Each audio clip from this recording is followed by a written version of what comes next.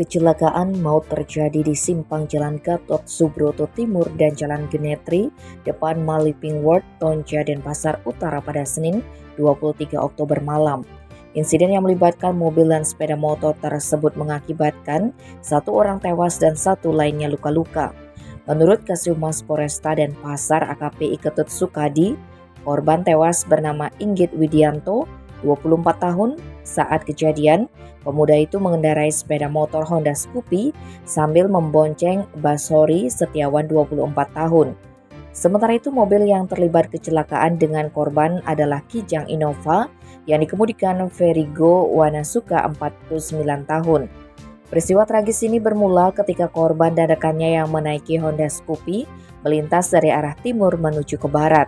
Sedangkan mobil Kijang yang dikemudikan Verigo melaju dari arah berlawanan.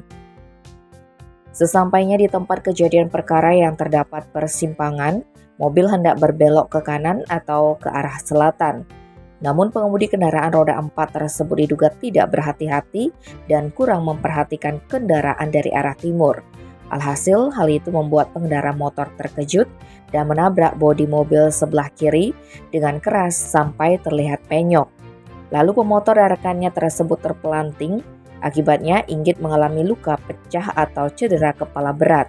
Lalu Basori luka lebam pada mata kiri dan hidung keluar darah. Warga yang mengetahui kejadian itu lantas melapor ke polisi dan BPBD Kota Denpasar. Tak berselang lama, petugas datang untuk mengevakuasi dua pemuda sesama asal Jember, Jawa Timur itu menuju RSUD Wangaye.